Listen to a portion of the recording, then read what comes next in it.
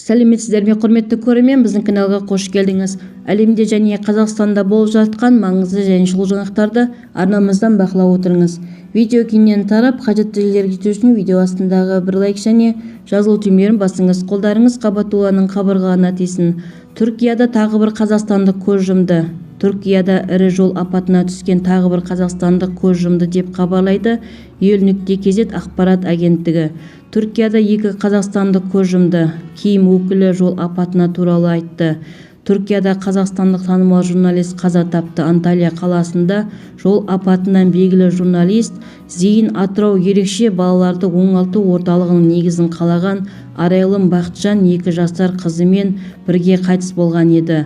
Оның ауруханада ес-түссіз ауыр жағдайда жатқан жұбайда қайтыс болғаны белгілі болды.